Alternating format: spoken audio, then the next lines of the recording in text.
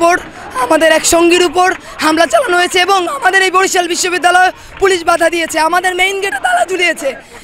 আজকে বিশ্ববিদ্যালয়ের এই এরিয়ায় পুলিশ কেন আসছে এটার জন্য আমরা প্রতিবাদ জানাচ্ছি এবং যদি আমাদের এই কোটা সংস্কার মেনে নেওয়া হয়, আমরা তাও আমাদের যে সঙ্গীকে হামলা করা হয়েছে, আমাদের যে বন্ধুর গায়ে গুলি চালানো হয়েছে, তার যে বিচার, এই বিচার আমরা চাই। আপনারা জানেন যে আজকে আমাদের কুমিল্লা বিশ্ববিদ্যালয়ের ভাইদের উপর, বোনদের উপর গুলি ছোড়া হয়েছে।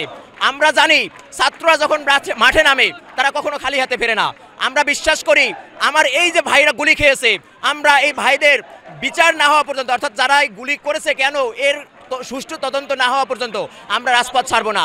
এবং আমরা বিশ্বাস করি যতদিন কোটা সংস্কার না হবে, একটি যৌক্তিক সংস্কার, ততদিন আমরা রাজপথ ছাড়ব না। এবং এটা আমাদের একটি যৌক্তিক দাবি। আমরা চাই না যতক্ষণ আমাদের এই ভাইয়ের উপর গুলি চালানোর এই অন্যায়ের যতক্ষণ না বিচার হবে, আমরা ততক্ষণ রাজপথে আছি, রাজপথ ছাড়ব না।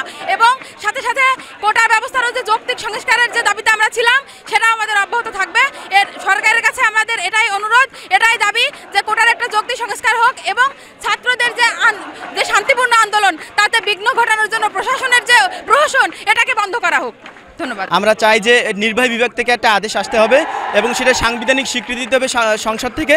তারপরে হলো আমাদের এইটা যাতে পরবর্তীতে অন্য কোনো ক্ষুদ্র নৃগোষ্ঠী অথবা ফিজিক্যালি ডিসেবল যারা আছে তারা যাতে আবার এটা হাইকোর্টে রিট করে আবারও চেঞ্জ হতে পারে। বারবার তো আমরা এরকম আসতে পারবো না। সেজন্য আমাদের পূর্ণাঙ্গ একটা সলিউশন হওয়ার জন্য আমাদের নির্বাহী বিভাগ থেকে একটা আদেশ আসতে হবে এবং যে আদেশের মাধ্যমে আমাদের আন্দোলন শেষ হবে বলে আমরা আশা করি।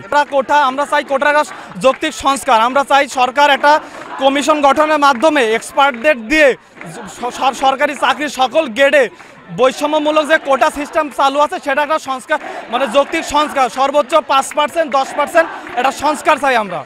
এবং আপনারা জানেন আজকে আন্দোলন তো কুমিল্লা বিশ্ববিদ্যালয়ের শিক্ষার্থীর ওপর পুলিশ গুলি চালিয়েছে এবং আমাদের শিক্ষার্থী ভাইরা আহত হয়েছে।